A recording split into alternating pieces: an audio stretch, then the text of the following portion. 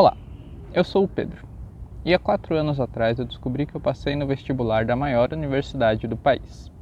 Hoje, em 22 de fevereiro de 2022, acabei de colar o grau. Me formei no curso do Bacharelado em Ciência da Computação no Instituto de Matemática e Estatística da Universidade de São Paulo. E o que aconteceu nesse meio tempo é a conversa que eu pretendo jogar fora nesse vídeo. Eu pretendo fazer 2 vídeos, essa com uma pegada bem pessoal, jogando no ar coisas que se passaram na minha cabeça durante a graduação, e um segundo, bem impessoal, onde eu falo da estrutura do curso e das matérias. Se eu conseguir, vou colocar aqui em algum lugar sobre o que eu falo nesse primeiro vídeo. Nesses vídeos, principalmente nesse primeiro, eu quero nada mais que registrar o que eu penso da vida hoje, que é um momento importante dela. Os professores no colégio costumam dizer que o conhecimento é a única coisa que ninguém tira de você, mas isso para mim é uma grande bobagem. A gente esquece de tudo. Eu já esqueci de boa parte das coisas que eu aprendi na minha vida. É muito nítido quando você passa meses estudando uma matéria difícil e pena para cachorro para aprender aquilo e passa na matéria. Dali poucas semanas você pega uma lista de exercícios e já não entende mais nada. Você esqueceu. Eu não lembro mais das coisas que eu vi no colégio, eu não lembro mais dos caminhos que eu fazia para ir em alguns lugares, eu não lembro mais de rostos que eu não vejo há muito tempo. Eu esqueci. A gente esquece. E principalmente, a gente esquece de como a gente se sente em alguns momentos da vida. A gente lembra de muito pouca coisa. E é por isso que eu tô gravando. A gravação vai ficar aqui, inesquecível. Então, mais do que para qualquer um, eu tô gravando para mim. Para me ajudar a lembrar de como eu tô me sentindo hoje e o que eu andava pensando nesses últimos 4 anos. Daqui a uns anos, eu quero assistir esse vídeo e provocar não uma saudade, mas uma nostalgia. Eu sinto falta de ter esse tipo de registro de outras fases da minha vida. Então, se alguém quiser saber mais sobre mim, ou se identificar de alguma forma com o que eu tenho para dizer, fique à vontade para ouvir, seja lá o que eu tenho para falar. Mas vamos começar do começo. Presentemente eu posso me considerar um sujeito de sorte, porque apesar de muito moço, me sinto são e salve forte. E tenho comigo pensado, Deus é brasileiro e anda do meu lado, e assim já não posso sofrer no ano passado. Tenho sangrado demais, tenho chorado pra cachorro. Ano passado eu morri, mas esse ano eu não morro. O mundo não é justo, e o vestibular é uma das coisas injustas do mundo injusto. É uma disputa de pênaltis, onde não importa o que você fez nos últimos 90 minutos de partida, nem todos os outros jogos que você ganhou. O que vai decidir quem vai rir e quem vai chorar são aqueles poucos metros entre a bola, o jogador e o gol. No vestibular você estuda por muitos anos para decidir seu futuro numa prova de algumas horas. E eu não quero fazer nenhuma reflexão profunda sobre isso, mas não é por mérito, não é pura sorte, tem muitos fatores. Inclusive, eu nem deveria ter feito vestibular. Na segunda fase do segundo dia da FUVEST, eu cheguei um pouco antes na escola e fiquei lá esperando a hora da prova. Quando eu levantei para entrar, vi que meu RG não estava mais no meu bolso. Então eu procurei toda a escola, não achei, voltei, fiz todo o caminho que eu fiz para o metrô, estava chovendo no dia, enrosquei meu guarda-chuva como de uma pessoa conhecida. Daí voltei para a estação, paguei passagem, fui nos achados e perdidos e nada. Voltei para a escola já desesperado, contei minha história para o fiscal, então ele entra dentro da sala e sai de lá com meu RG na mão. Algum anjo achou meu RG, provavelmente lá na escola mesmo, achou minha sala e entregou para o fiscal. Se não fosse um desconhecido, eu nem a FUVEST tinha feito. Mas fiz. E passei. Eu acertei o pênalti. E foi uma alegria grande. E esse momento de euforia tão intenso entre o fim do ensino médio e o começo da faculdade foi o que determinou um pouco da minha postura durante o curso. Eu vivi um ensino médio muito feliz. Eu fiz ETEC, onde a gente passava o dia todo na escola. E eram dias extraordinariamente bons. E especialmente no final do 3º ano, as coisas começaram a entrar numa espiral de tudo dar certo. Teve toda aquela alegria de passar nas matérias comuns, a gente apresentou o TCC do ensino técnico, a nossa sala foi campeã do interclasse de vôlei. Num dia muito marcante, aí veio os vestibulares. Eu fui bem no Enem, Descobri pouco tempo depois que tinha sido medalhista da UBMEP, depois veio o SISU, passei em primeiro lugar em uma federal e depois saí a primeira chamada da FUVEST, com meu nome nela. Dali um tempo começa a faculdade e tem a semana de recepção dos calouros, onde tudo é muito mágico dentro ali da universidade pela primeira vez. Depois da semana de recepção, eu tinha muita convicção de que eu já havia vivido os melhores momentos da minha vida. Eu tinha muito claro na minha cabeça de que não dava para melhorar mais, de que as coisas dali para frente com certeza não seriam tão boas quanto elas foram até então. E que estava tudo bem. Eu entrei na faculdade esperando que tudo desse errado, e que mesmo se tudo desse errado, estava tudo certo. Porque minha vida até ali tinha sido muito fácil, e eu não deveria titubear diante do primeiro desafio mais difícil. E esse pensamento de que está tudo bem se não estiver tudo bem, me fez ter uma postura profundamente acomodada durante a faculdade. E essa minha postura acomodada me conduziu a uma situação muito particular durante a graduação. Eu fiz uma graduação solitária.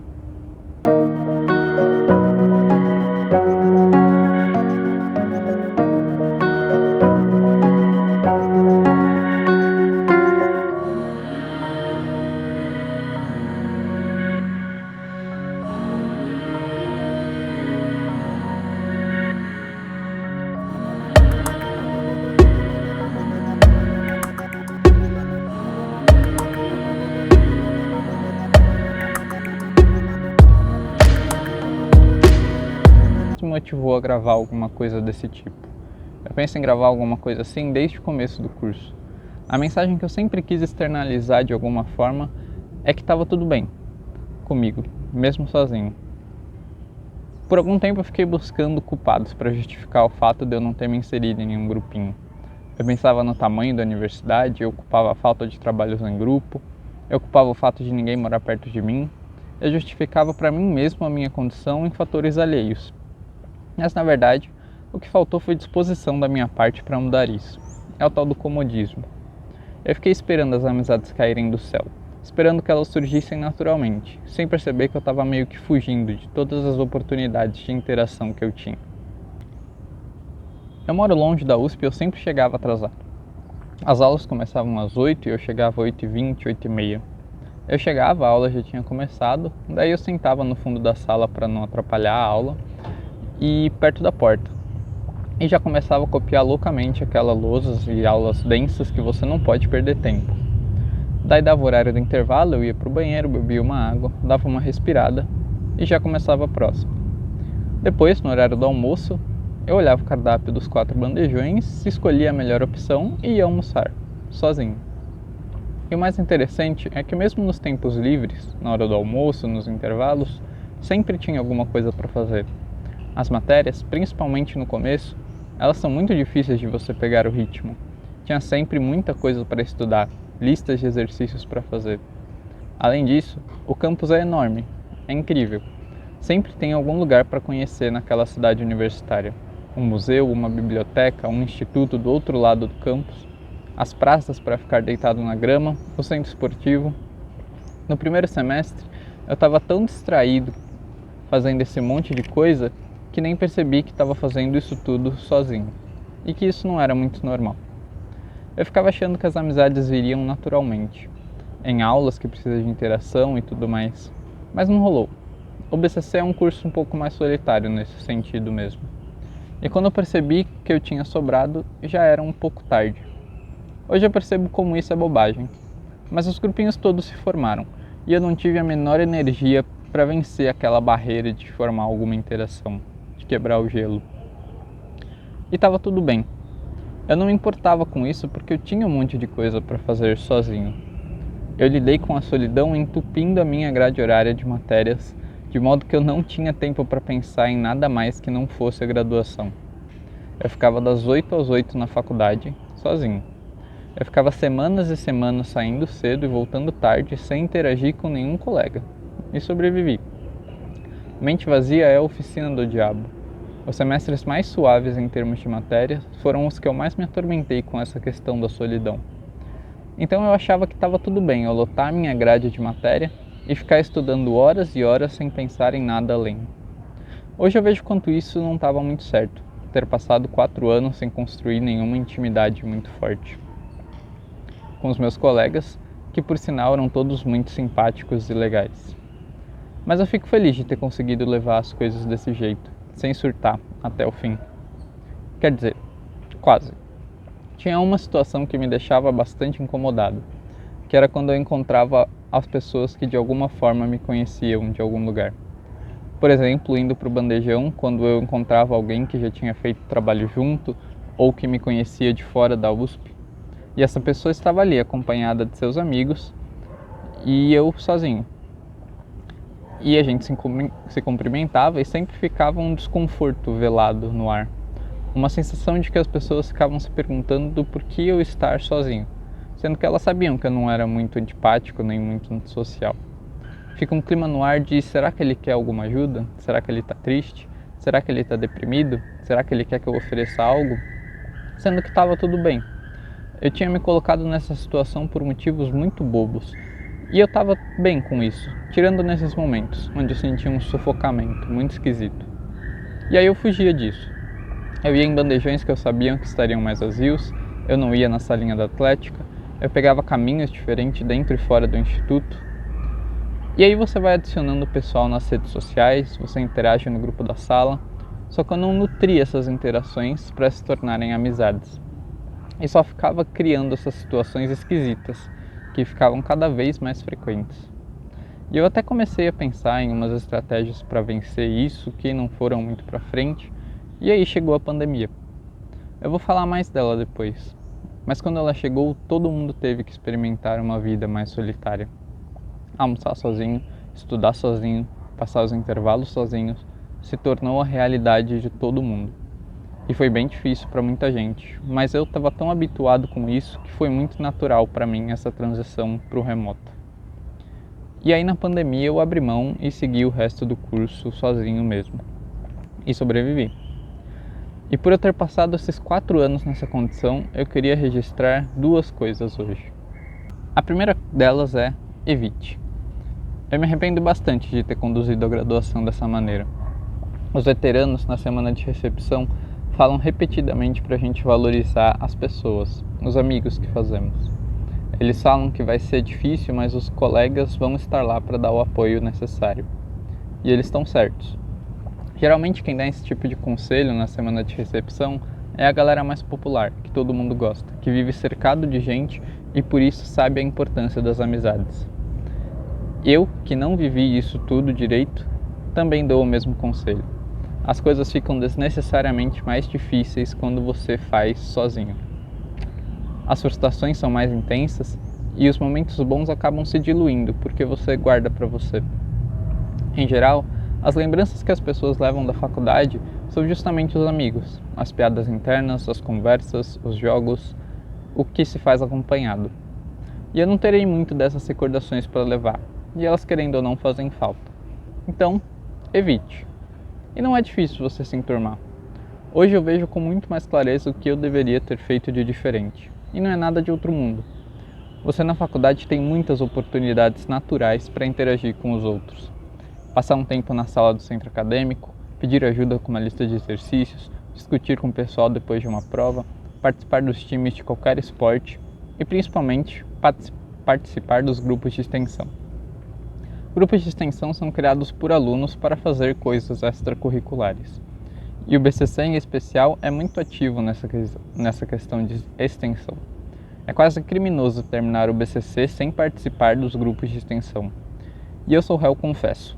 Eu tinha motivações muito infundadas para não participar desses grupos. E acho que foi o fator mais determinante para eu não ter feito muitos amigos. Então, um dos recados finais que eu hoje extraio disso tudo é que não siga por esse caminho. A vida é melhor quando acompanhada. E a segunda mensagem sobre essa rotina mais solitária é: tá tudo bem. Não se coloque nessa situação, mas caso você se encontre nela por algum motivo, não é o fim do mundo. Vai vivendo um dia de cada vez. Não tem problema se você não se encaixar, se você sobrar. Acontece. E uma das coisas que me confortava quando eu parava para pensar nisso é que eu tenho a vida toda pela frente. Nós somos a geração centenária. Mesmo que você já esteja velho passando por isso, você vai ter mais 50, 60 anos de vida pela frente para tentar de novo, para conhecer gente, para viver momentos legais.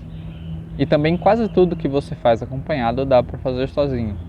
E você ganha até uma certa liberdade de não ter que dar satisfação para ninguém.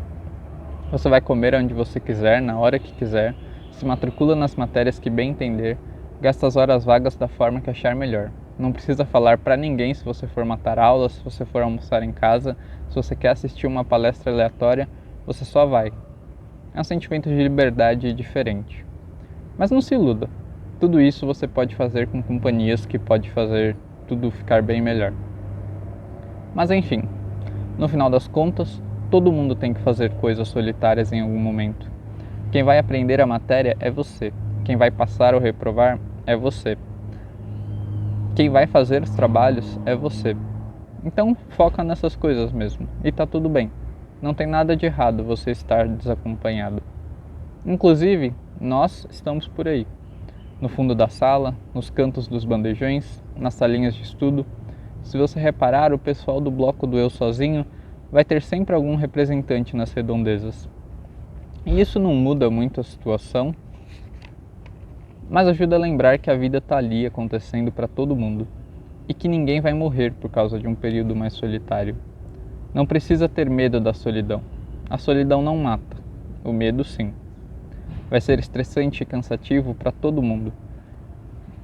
E antes de fechar as considerações sobre as companhias, cabem mais algumas observações. A primeira delas é uma menção honrosa ao time de vôlei do IME. Eu sempre gostei de vôlei e participei do time desde o primeiro ano. No começo era bem desorganizado, mas aí o pessoal foi se formando e o time precisou se organizar um pouco melhor. Daí a gente começa a ter um treinador, treinos mais frequentes, e esses momentos dos treinos e dos jogos eram refúgios muito legais a todo o resto. Embora eu também não alimentei muita intimidade com o pessoal e pensava 10 vezes antes de ir para os treinos, que eram bem tarde, eu ia, e não me arrependia. É uma das oportunidades para você aliviar os problemas da graduação e conhecer gente legal. Você chega, faz as atividades, comemora nos jogos, sem nenhuma pressão, num ambiente mais amigável possível. É muito bom. Pratiquem algum esporte, faz bem para o corpo e para a cabeça. Muito obrigado, time de vôlei do IME. Aliás, uma segunda consideração é muito obrigado pessoal do IME. Mesmo mais sozinho, eu nunca me senti excluído. Muito pelo contrário. Para mim, os corredores daquele instituto sempre emanaram um clima amistoso, leve. Você vê os grupinhos se divertindo, conversando, jogando e cumprimenta todo mundo com um aceno simpático, de bom dia. Era tudo bem descontraído e acolhedor. E nas minhas pequenas interações que eu tinha com as pessoas, nunca conheci ninguém que não tivesse sido um príncipe comigo. Gente fina, elegante e sincera. E pelo menos de longe todo mundo muito simpático. Obrigado, Bimeanos. Eu não saio daí amargurado. Saio grato de ter convivido com os melhores. Obrigado. Eram coisas meio estranhas demais para mim. Estranhas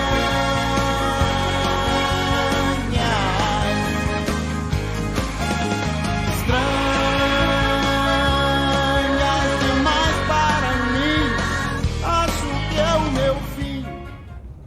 Em um dado momento do curso, as pessoas me perguntaram se eu estava gostando das matérias. E naquele momento eu me toquei que eu nunca tinha parado para pensar se eu estava gostando ou não. Eu estava levando as matérias como eu levava-as no ensino médio. No colégio, o nosso gosto ou desgosto pelas matérias não tem muita importância. Você vai ter que fazer as que você gosta e não gosta do mesmo jeito. E a minha conclusão sobre o curso de computação é de que eu gosto, porque se eu não gostasse eu acho que eu não teria chegado até aqui. Mas eu nunca morri de amores por ele igual alguns dos meus colegas.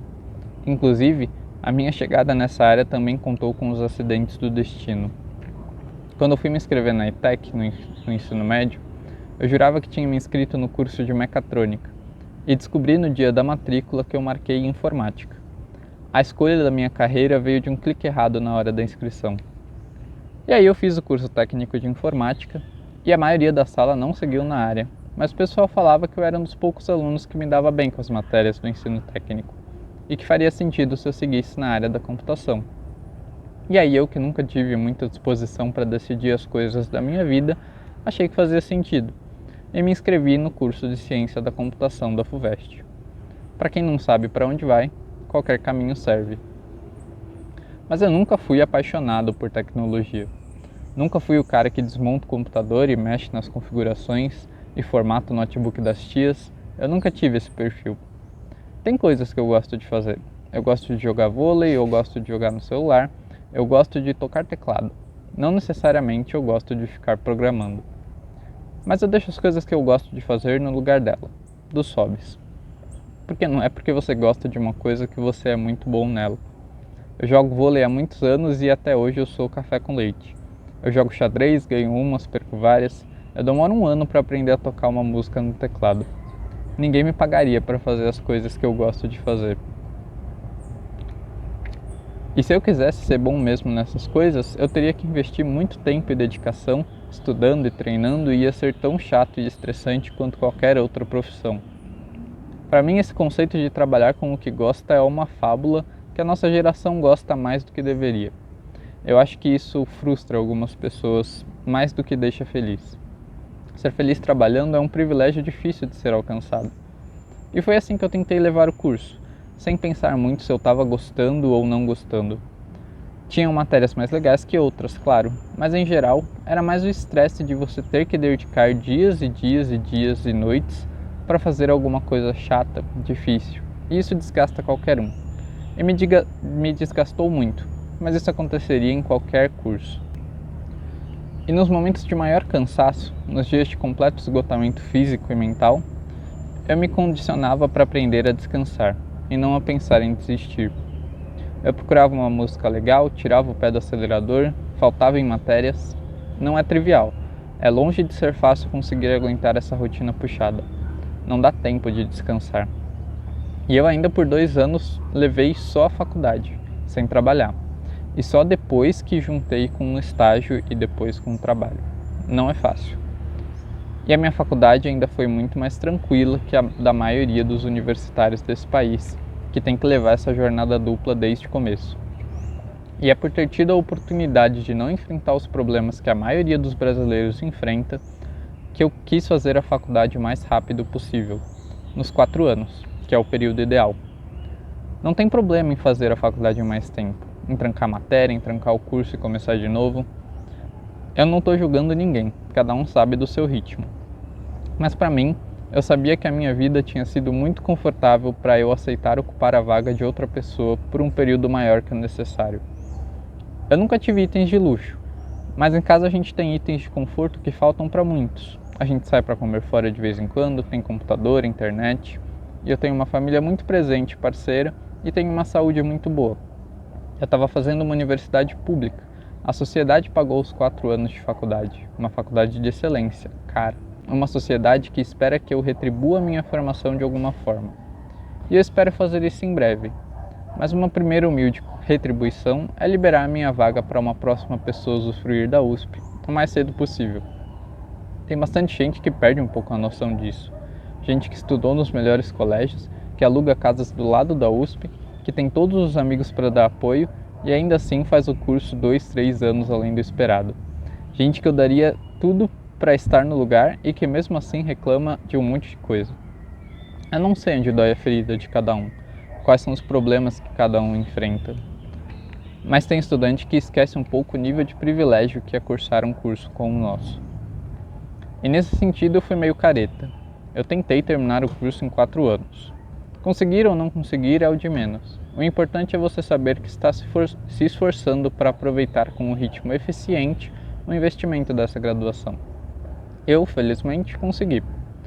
Um pouco devido à minha postura mais isolada, que me fez, querendo ou não, me dedicar mais aos estudos. E eu sei que não é tão simples assim, que não é uma questão de dedicação e esforço simplesmente. Eu sei o que é passar uma semana tentando fazer um exercício e não conseguir. Eu sei o que é zerar uma prova, eu já passei bem perto da reprovação algumas vezes. Por sorte, nunca fui reprovado e nem tive que trancar nenhuma matéria. Mas isso está longe de significar que eu era um aluno destaque, exemplar. Na faculdade eu tive uma experiência muito interessante de ser um aluno profundamente mediano. ordinário. Todo mundo que entra na USP é um bom aluno em geral, o melhor aluno da sala. O vestibular tem vários defeitos, mas ele de certa forma seleciona gente muito boa. E eu nunca fui um mau aluno no colégio, sempre fazia os trabalhos caprichados, costumava ter facilidade com provas, mesmo sem estudar muito. Aliás, eu estudei a minha vida toda em escola pública e conheço de perto os problemas de uma educação sucateada. Principalmente no ensino básico, fundamental. O simples fato de saber ler, escrever direito e fazer as lições, por mais bobas que sejam, já te coloca como um bom aluno nesse ambiente meio desestruturado. Escola sem estrutura, alunos sem estrutura e alguns professores que tentam fazer milagre no meio disso tudo. Na ETEC, no ensino médio, as coisas foram melhores. Era uma escola tradicional com alunos excelentes que elevam o nível das aulas, os professores também em sua maioria muito bons e com bem menos problemas estruturais. Também nunca fui um mau aluno no meu ensino médio na ETEC. Como eu disse, eu vivi momentos muito felizes naquela escola. Mas no IME, em um dos cursos mais bem concorridos da USP, eu me contentei em ser um aluno razoável. Aliás, me contentei não. Eu me matei, eu dei o meu melhor para ser um aluno razoável. Ali você convive com gente que parece estar sempre 10 passos à sua frente. É sobre você assistir uma aula sem entender nada e o seu coleguinha do lado faz uma pergunta. Daí depois de algumas semanas você está lá estudando aquela matéria, fazendo lista de exercícios por horas e horas para entender parte da matéria. E aí você tem a mesma dúvida que aquela pessoa teve. Você demorou dias para entender o que aquela pessoa entendeu em alguns segundos. E isso era muito frequente. Principalmente no começo do curso, você tem um choque de realidade que é uma surra. O ritmo é completamente diferente do ritmo do colégio.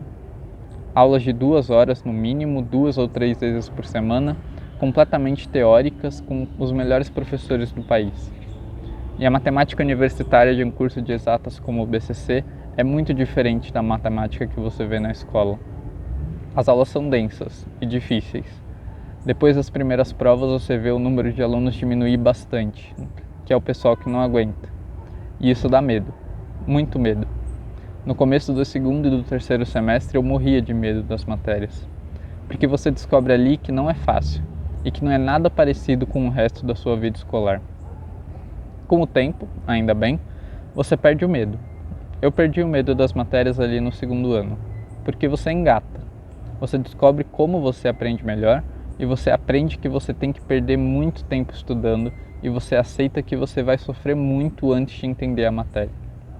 Outra coisa que ajuda a perder o medo é que você aprende a interromper a aula e fazer perguntas e interagir com o professor para a aula ficar um pouco mais ritmada. E aí você vai engatado assim, um dia de cada vez. Num dia você estuda uma matéria, no outro faz um exercício, no outro vai na monitoria, no outro organiza seus cadernos e muitas vezes faz isso e tudo mais em um dia só. Cansa bastante. E um dia de cada vez você avança e um dia acaba. Ufa! Um ponto complicado sobre isso é que nesses 2 primeiros anos você precisa de dedicação exclusiva. Não dá para conciliar o curso com um emprego ou estágio nesse começo. E pior que não dá mesmo. É proibido pela comissão do curso e é inviável pelo ritmo das aulas fazer um estágio ou um emprego. E isso não é um problema em si. O problema é que todo mundo deveria poder se dedicar só à faculdade por um período. É muito enriquecedor. A USP tem ações afirmativas de acesso e permanência na universidade para grupos sociais que foram por muito tempo exclusos dessa educação superior. E essa situação tem melhorado bastante, à custa de muita luta, é verdade, mas tem melhorado. Essa luta é difícil, a universidade é cara, tem questões orçamentárias, é polêmico, mas é muito importante. Eu não participei do movimento estudantil e de questões políticas mais gerais. Eu tenho problemas com a forma que esses movimentos se dão, mas eles são, de fato, indispensáveis. E proporcionar dedicação exclusiva aos estudantes é muito benéfico e produtivo. Os meus 2 primeiros anos, onde eu só tinha faculdade, foram muito diferentes dos últimos 2 anos. Eu só cheguei aqui hoje em 4 anos porque na primeira metade eu tive tempo para estudar. Na segunda metade, 3 coisas mudaram radicalmente a minha experiência universitária, que é o tema da nossa próxima transição. O pulso ainda pulsa.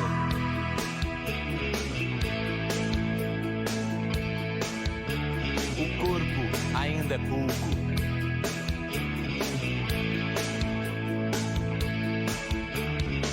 Ainda pulsa.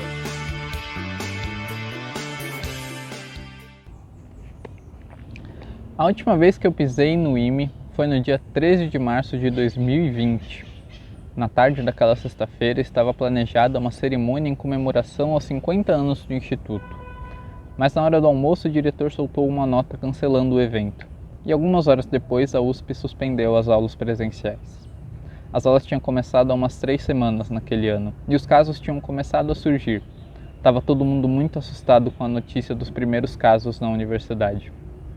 E de um dia para o outro, tudo mudou. E ali começava a tragédia que foi e está sendo a pandemia de Covid-19 no nosso país e no mundo todo. No começo todo mundo achava que seriam 2 ou 3 semanas de isolamento e aí passaria. Hoje, depois de 2 anos, a gente descobriu que não sabíamos muito como o vírus funcionava e descobrimos como é ruim viver em um país ignorante.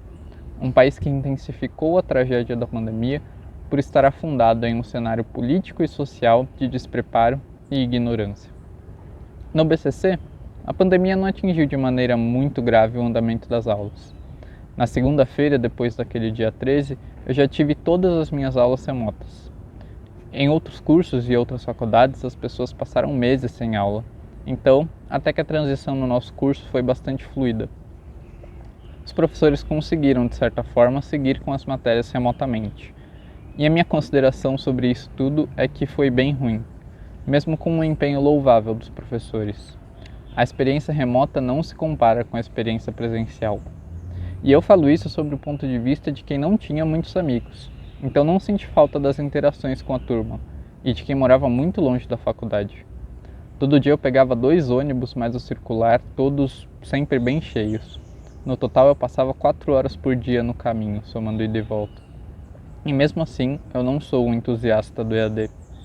A pandemia me trouxe o benefício de 2 horinhas de sono a mais por dia.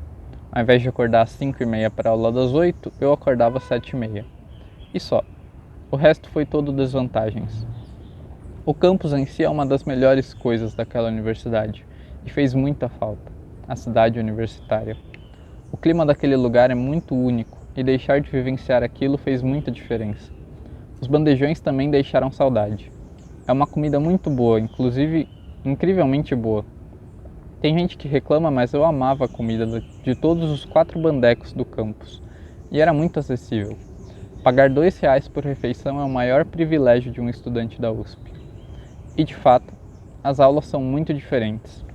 Os professores não estão habituados com as ferramentas digitais e os alunos se sentem totalmente desmotivados a interagir com a aula. Eu ainda tentava abrir o microfone de vez em quando, mas é muito ruim.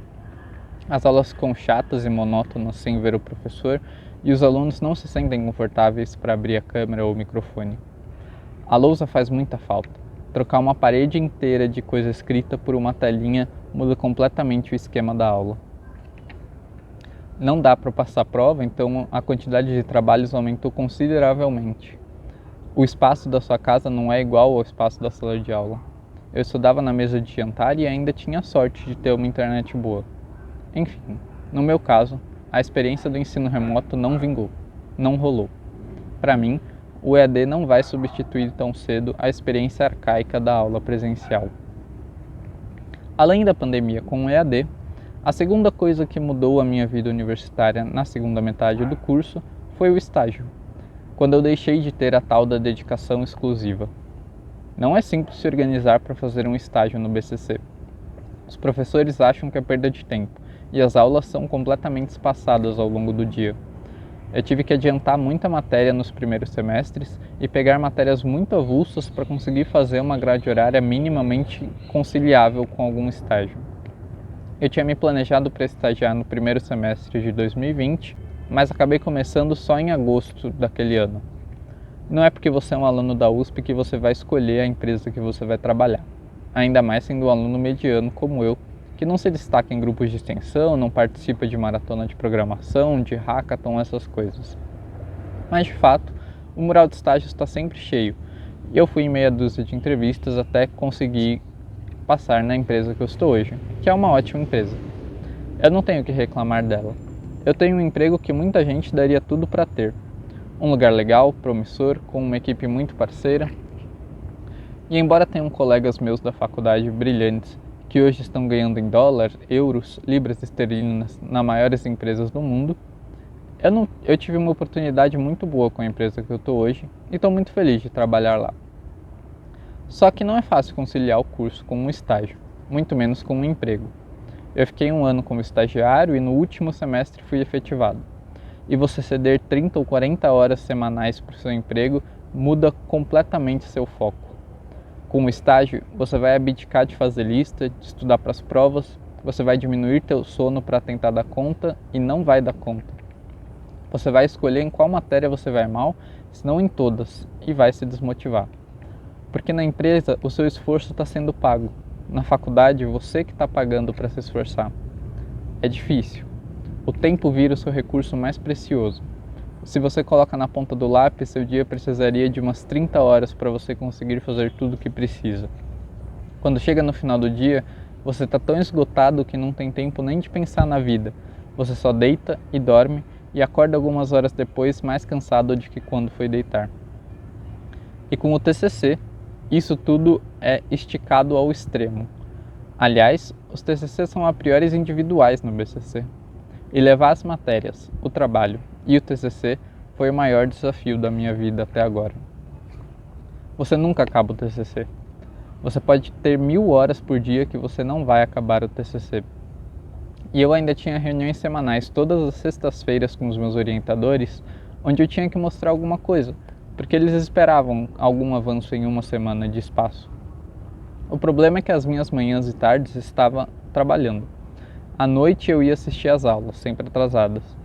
No final de semana eu tinha que fazer os trabalhos e estudar para as matérias. Então o espaço para o TCC tinha que entrar nas madrugadas. Geralmente de quarta e quinta-feira eu ia madrugada dentro até ter algo minimamente apresentável. E não era nada demais, geralmente. Às vezes era até desconfortável chegar em uma reunião de 1 hora com um avanço que eu mostrava em 5 minutos. Mas foi assim, de grãozinho em grãozinho, toda semana que eu construí meu TCC. E fiquei feliz com o resultado. Como eu disse, a gente nunca termina o TCC. O que acaba é o tempo. E aí a gente fecha o escopo com o que deu para fazer. No mês de dezembro, eu dormi uma média de 3 horas por noite. Eu deixei para escrever a monografia no final e tive que escrever 90 páginas em 20 dias. Foi louco, frenético, intenso, estressante, cansativo, difícil. Terminei de fazer a revisão e entregar faltando poucas horas para o limite, que era meia-noite do dia 24 de dezembro, noite de Natal. Entreguei o TCC. Entrega-se, respira-se. Respiro.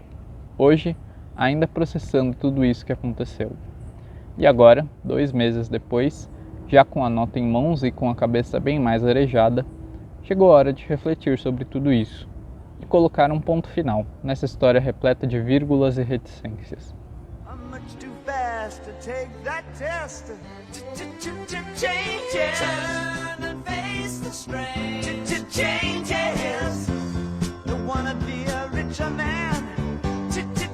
Changes. Turn and face the strain. Changes. It's gonna have to be a different.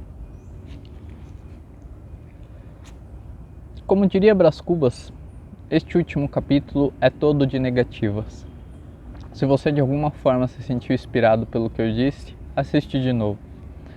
Eu não criei amizades, não fui a festas, não bebi, não me apaixonei pelo curso, não me destaquei no vôlei nem nas aulas, nem participei de grupos de extensão, andei na corda bamba entre a aprovação e a reprovação, desperdicei oportunidades únicas e gastei a energia da minha juventude para não fazer tudo isso.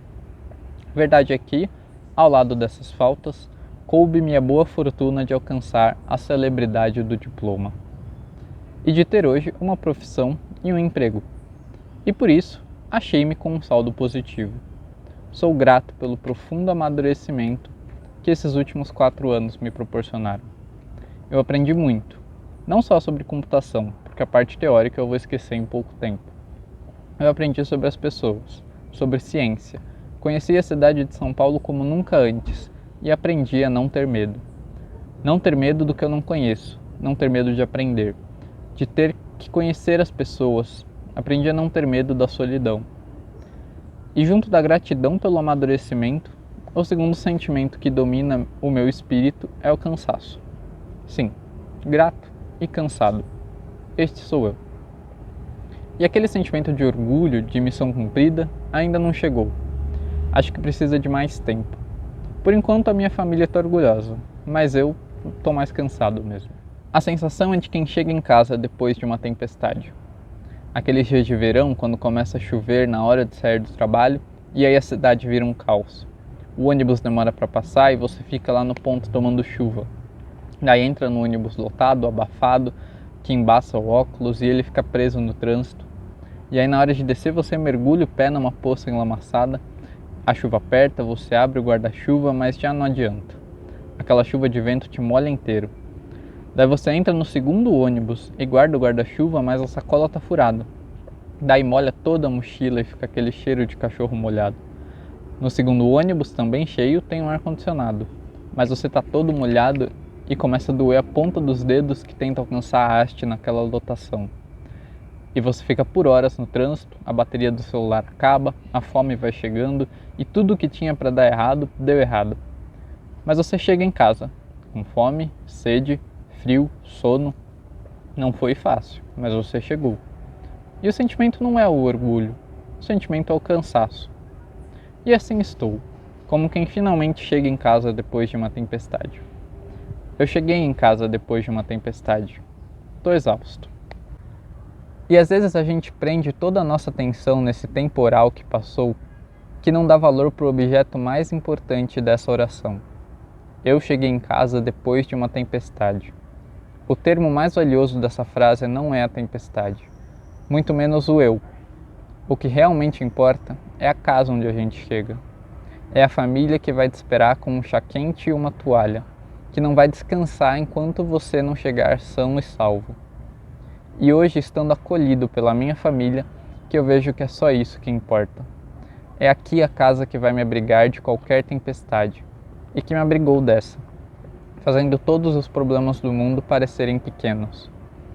E mostrando que, embora ter um diploma é legal, ter as pessoas que mais te amam no mundo ao seu lado é a maior bênção que alguém pode ter. Então, para essa minha família que lutou e cansou junto comigo, antes, durante e depois desses 4 anos da graduação, muito obrigado. É hora da gente descansar um pouco.